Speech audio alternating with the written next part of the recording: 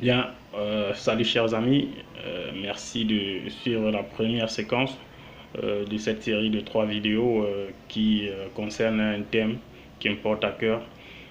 Voilà comment réussir sa carrière scolaire et sociale. Eh bien, je suis Maurice Comou, le directeur du cabinet Vision Conseil à Bastos, consultant en gestion.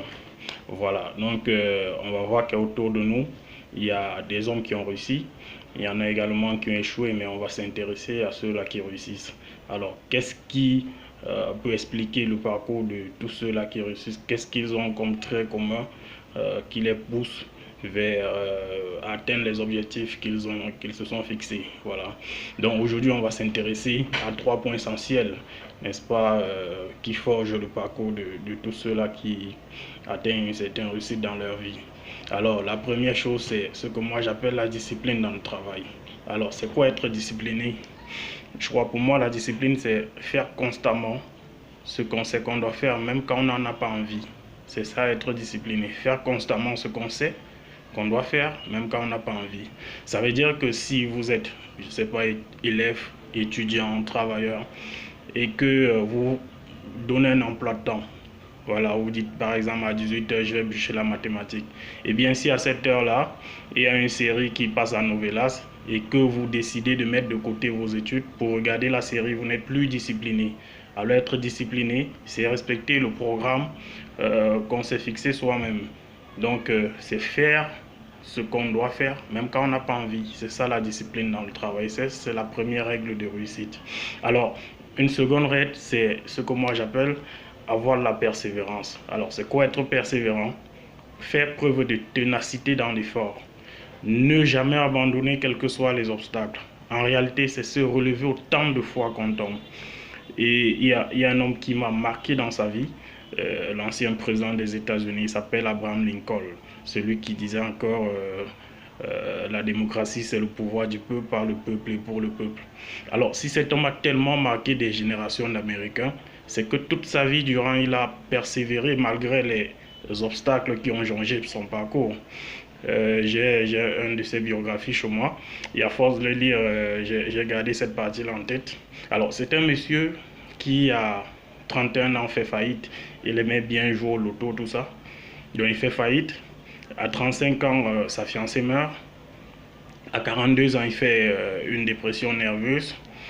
À 45 ans, il perd les élections du Congrès aux États-Unis. Il est repère à 50 ans.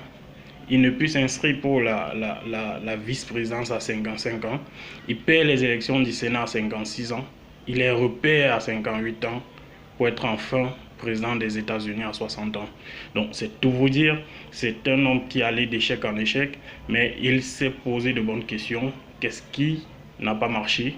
Et je pense à chaque fois, il trouvait des solutions et il se relevait. Donc, il faut être persévérant, faire preuve de ténacité dans l'effort quand on veut réussir. Ne jamais abandonner quels que soient les obstacles.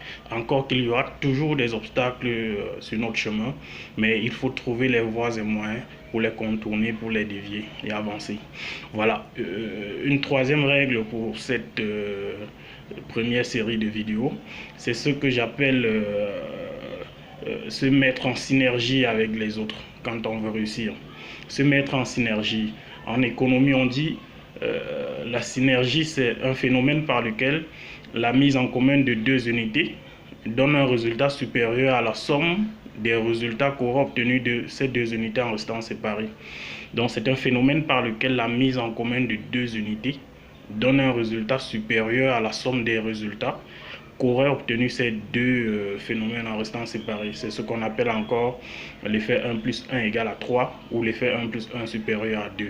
Donc, quand on se met en synergie, ça veut dire on travaille ensemble, on travaille avec des autres, avec des proches, avec ceux qui peuvent nous aider dans tel ou dans tel domaine pour avancer, parce que la bonne réussite, on ne l'atteint pas seul.